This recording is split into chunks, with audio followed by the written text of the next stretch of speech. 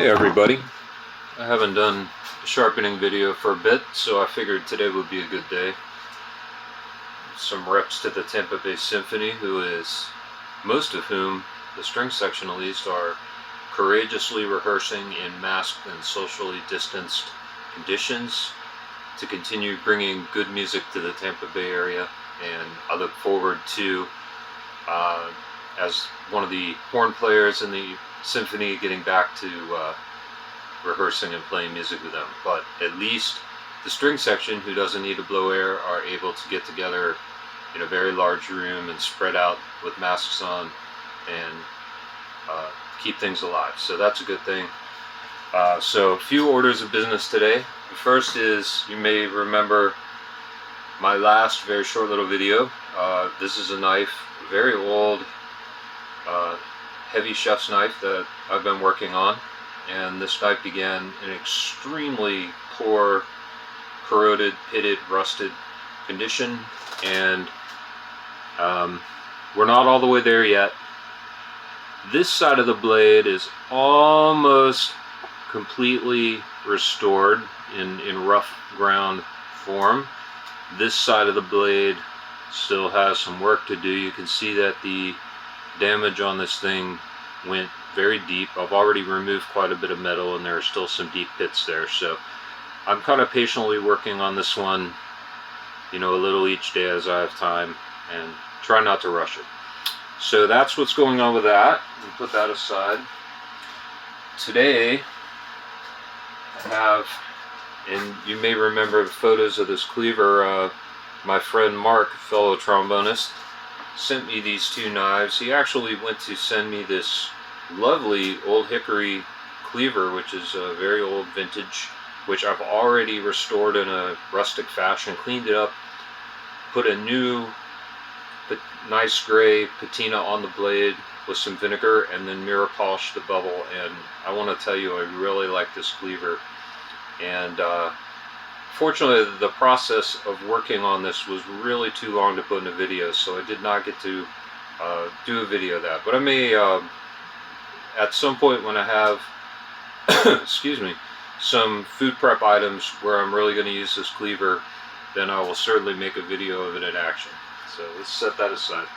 But he also sent me this nice kind of lower budget line Henckels chef knife, and this is the kind of knife you look at this and you say, yeah, that doesn't look all that impressive. However, many of the fine European knife makers, in addition to their premium lines which sell for a lot of money, a lot of them also make more budget lines, and these types of knives are very popular with cooks in busy kitchens and even professional chefs and stuff, because they're very low maintenance.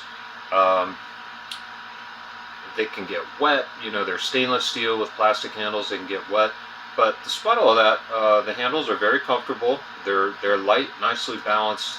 And so today I'm going to sharpen this, and we're going to try it out. And I see that I did not get my onion out yet. We're going to chop some onions with it, but that will just take a second. So, when you make one of these videos, there's so many things you have to have laid out before you even get started. So, easy to forget something. Yeah, excuse me. Alright, so let's get started. I'm going to reposition the camera here. I've not had much time for sharpening lately because I've been doing a lot of work on extensively cleaning and reorganizing my house. Alright, get this set. Don't want that to fall over. Okay, I think that's pretty good. So this little knife is not what I would call sharp, but it's not exactly dull either. And the edge, the bevel, is in pretty tolerable condition. I mean, I think you can see it does have a bevel. There's some little micro notches in the cutting edge, but I don't think this needs to go on my coarsest stone. So we're going to start with my 400 grit. Rub a little water on there. It's been soaking for a while. This particular 400 grit stone is very thirsty. And I find that even when I soak it for a long period of time, I still have to go back and splash water on it. So, as per my usual, I'm going to start on the side of the knife that is the most difficult for me and work from there. So, one thing I love about these kind of budget line knives is that they do not have full-length bolsters that go all the way down to the bottom of the blade. This makes it a lot easier to get the whetstone and sharpen this thing all the way to the edge, to the heel of the knife, which is nice. You know, this sort of blade has a full-length bolster that goes all the way down, and the bolster makes the knife very easy to grip in a pinch grip, and it's lovely for that. And some people also like them on there for other reasons. However, they do make it more difficult to sharpen and maintain the knife and keep the cutting profile consistent. So this is a bolsterless knife, which does make it easy to sharpen. However, the handle is so thick that I still have to exercise some care when I'm sharpening the right side of the knife. So we kind of start at this kind of weird backwards angle here.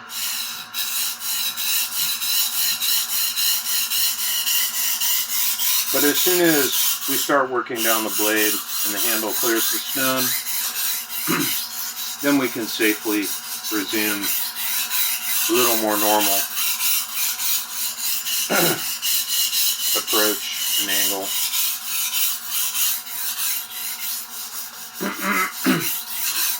So we're trying to do two things here. Excuse me, I don't know why I have so much phlegm today. The first thing is that I need to raise a burr all the way down the other side of the knife from where I'm sharpening. And the second thing is that visually I want to make sure that that there are no little microchips remaining in the edge. I want those gone. Let's do another couple of passes here and see where we get.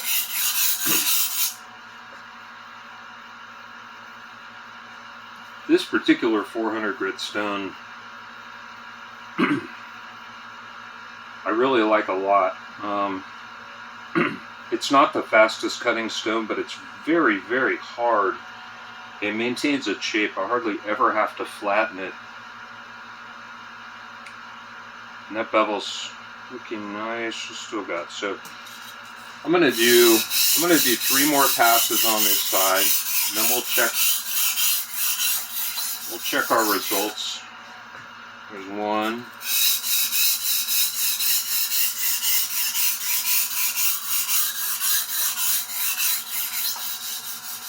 2. Pass being heel to tip or tip to heel. We want to keep the sharpening action on the blade as evenly distributed as we can through the length of the blade. Alright. I can definitely see that the bevel is taking on a more defined shape now. Let's see if we have... we're starting to get a burr. So we're pretty close. Once we get off this stone, the rest of it's going to be pretty simple. Alright, let's do 2 more passes.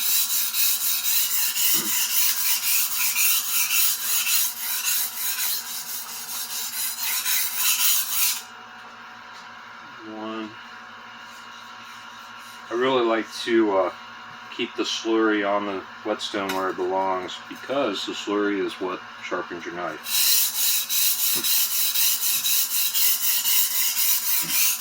That slurry, when you buy a whetstone, what you're really paying for is that slurry. And the slurry is a combination of stone particles that are shed, or ceramic, or whatever the base material of your whetstone is, and little bits of metal from the knife. And I think I mentioned this is a very thirsty stone. It does require a splash of water here and there. Oh, we're getting a nice burnout. I'm going to do one more good solid pass on the side just to be sure that we've gotten every bit of the blade. This the edge of this blade is in very good shape. No high or low spots. So this sharpening video is, well, it's a couple of things. Let me finish this pass and we'll talk about that. One. Oh, let's just do one more real quick. And I'll talk a minute before we switch sides.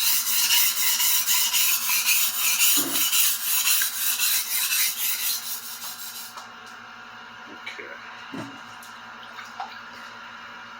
Oh yeah.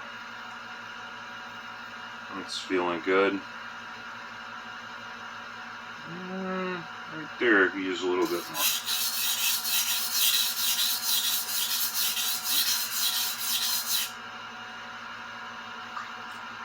So a knife like this is a Henckels. I don't know exactly what the line is called, but Henckels, Wüsthof, and some other notable names in European knife making have these much less expensive lines of knives, which are geared either toward people who are on a budget or to people who are working in busy kitchens and stuff, and they don't want to take $200 knives onto the battlefield and risk ruining them, or in some cases much more than $200. But these, knives like this are a great entry-level way to get into some better knives than you're going to find, at the grocery store or at a yard sale or whatever. But without spending a lot of money. This bevel's looking really nice. And so sort of the point of what we're doing today is to find out, well, how sharp can one of these get? Can we put a really, really fine edge on this, less expensive line of knives from a good knife maker? So we're going to find out. I haven't sharpened one of these exact knives before. Alright, starting on the right side.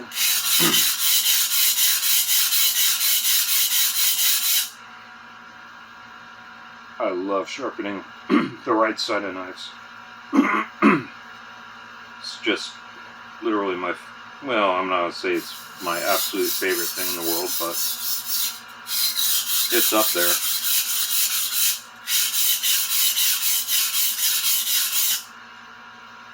I usually do the left side first because I find it more difficult and tedious and time consuming. And the reason for that is what I mentioned before, that the handle, if you sharpen right-handed, the handle gets in your way on that side. But on this side, on the right side of the knife, the handle's never in your way. You never have to worry about the handle hitting the whetstone. Very easy to avoid. Alright, so we're getting pretty close on this spot already.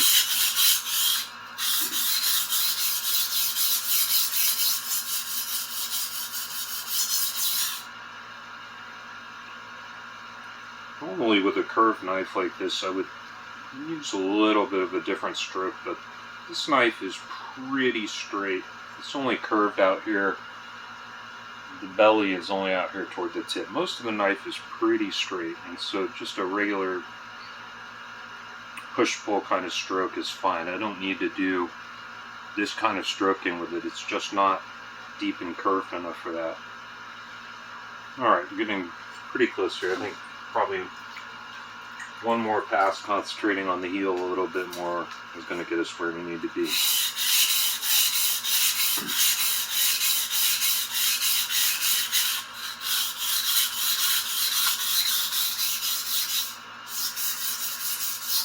Very important to let your fingers move along the blade as you work in sections so that the entire blade gets that little bit of necessary pressure put on it. Otherwise, there will be parts of the blade that you're simply not sharpening. We don't want that. We want the whole blade sharpened. Alright, that's feeling pretty decent.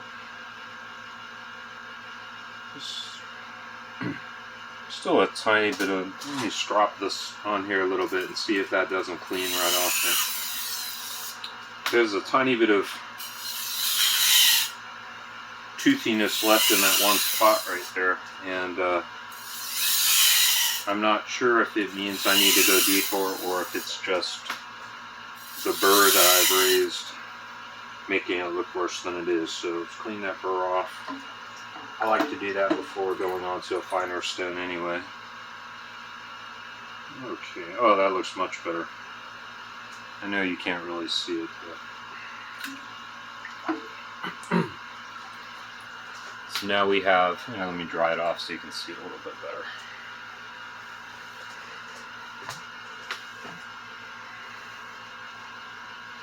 Got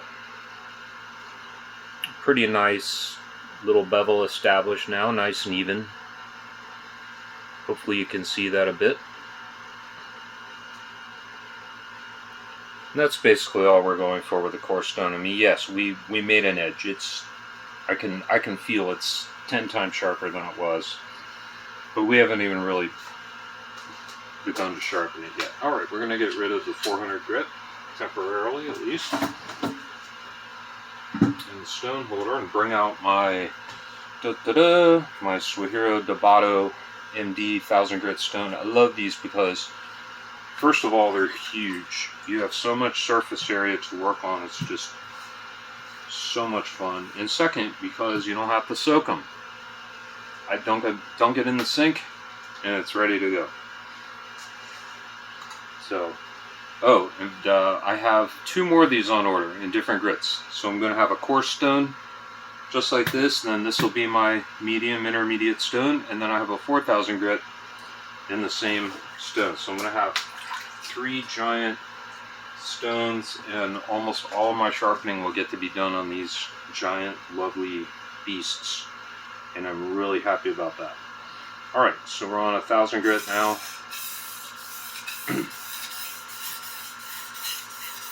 And this is where we really start making a knife sharp.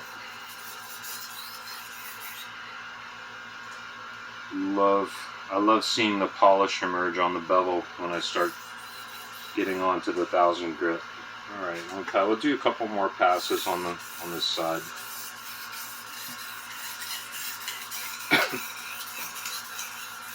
Everything beyond this stone, for this style knife, will just be stropping. Just cleaning the edge and polishing the very edgy edge of the knife. Alright, already got a nice burr all the way down. Wow. This stone, the other thing I love about it, besides the aforementioned things, are it cuts fast, but leaves a very nice polished edge. I mean, you could finish with this 1000 grit stone, and your edge will be nice and glittery, and it will look like you put it on a 3,000 or 4,000 grit stone, even though you didn't, because you're a cheat. Kidding. I can't wait to see how the 4000 grit's going to polish. Alright, on to the right side.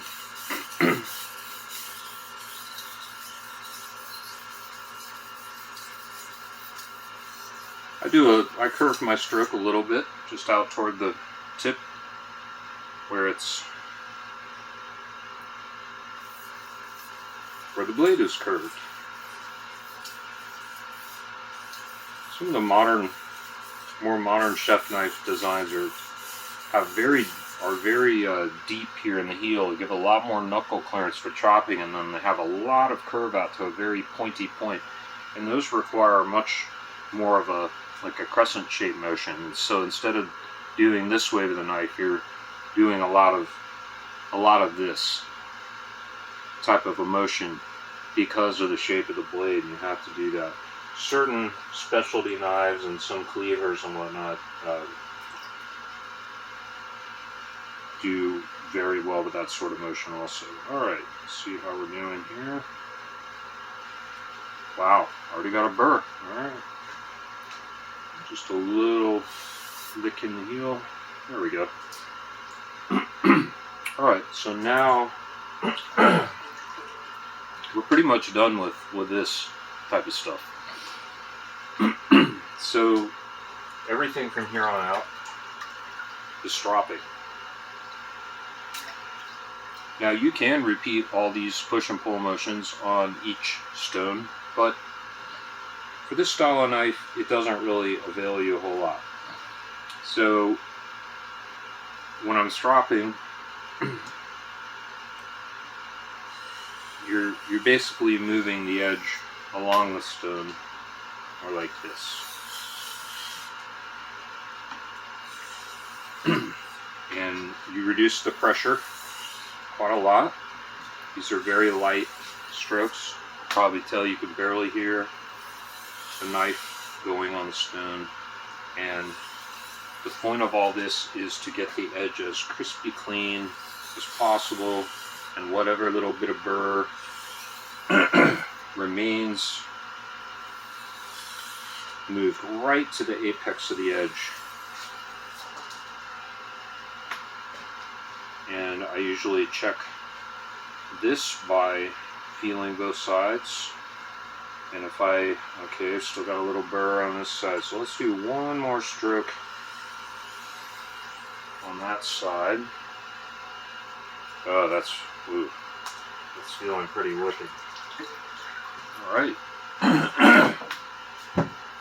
That went quickly. Jeez. Apologize for the frog in my throat. I don't know where that, it just kind of came out of nowhere.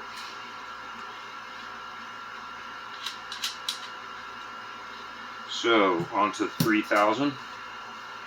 This stone soon to be replaced by my new Suihiro Debato 4000 grit stone. And then I've got a couple other, one other goodie coming in addition to those two stones. Alright, so now, instead of repeating everything else, we're simply going to resume stropping. One side and then the other. And we'll do a few of these on each. We'll do a few of these on this stone, and then we'll do a few on the 8000 grit. And we're just really trying to refine this bevel, and the key here is just maintaining that same angle that we sharpened at, and just getting the most crisp, clean bevel that we can on this thing. All about the edge right now. The bevel is done. Oh, that's feeling really nice. I can hardly wait to cut with this thing. Well, we're almost there. Got one more stone and a leather strop.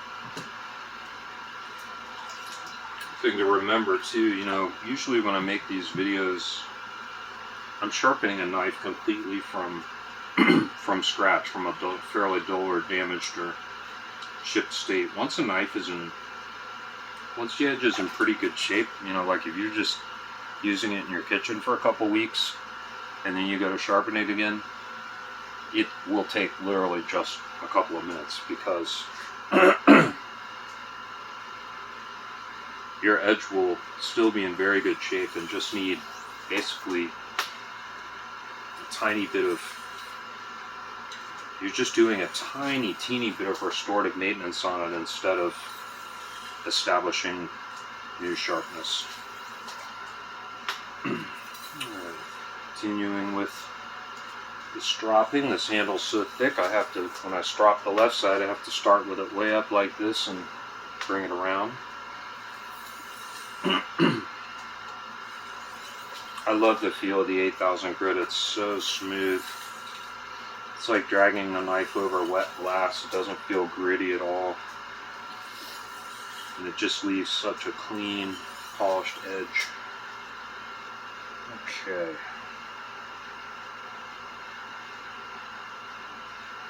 That's feeling quite sharp. So I think we're going to call that good. And I'm going to dry this off. And we're going to put it on the leather strop very briefly and then cut a couple of things and see how it does. So I think hopefully you can see the edge is pretty glittery now. It's nicely polished, very consistent, all down both sides. A little harder to see that side, but you saw the other side. So let me grab my strop, swing this out a little bit, get some more gratuitous Tampa Bay Symphony logo in the shop.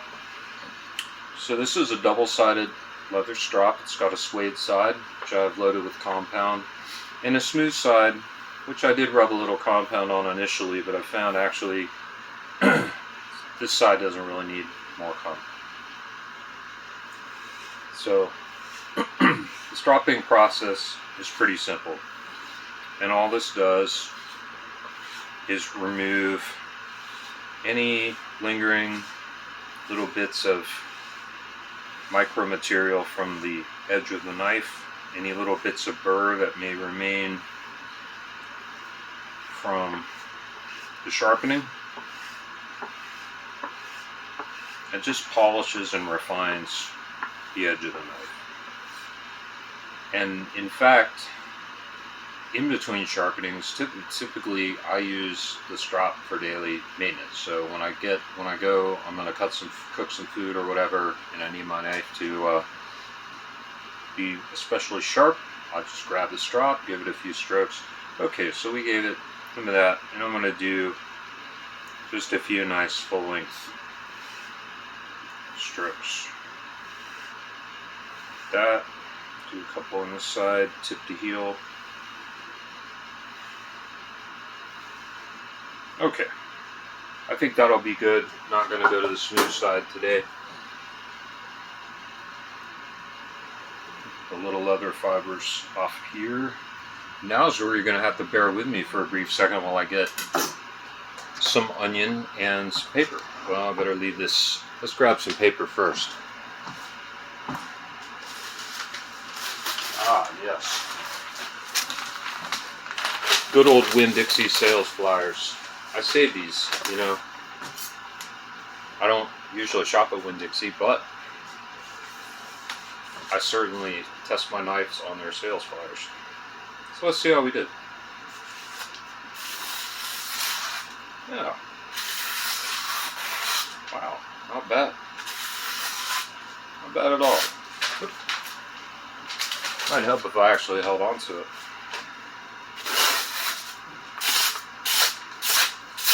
Alright, it's not a scalpel, but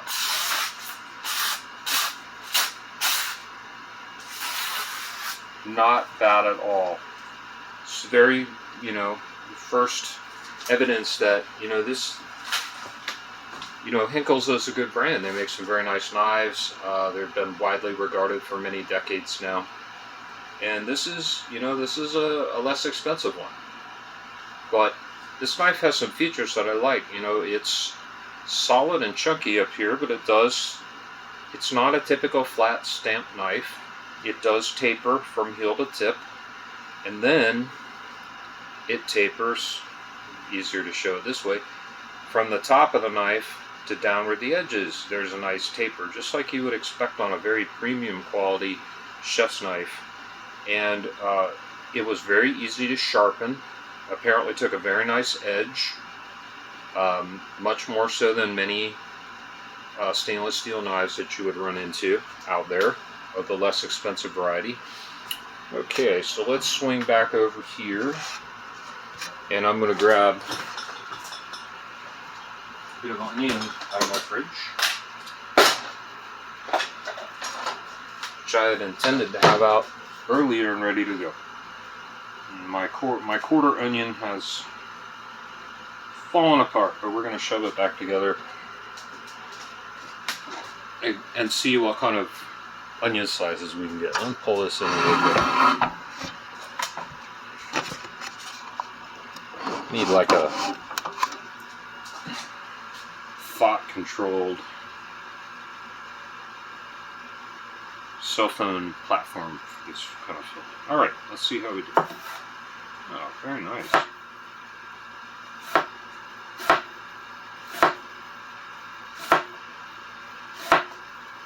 This is not bad at all. I can't say that the handle is entirely to my taste. The way I like to grip the knife, it's a little fat right here. I like a little more slender feel right there where I'm going to pinch. I mean, if you hold it, this knife is designed to be held this way basically. But you can hold, you can hold it in a pinch grip.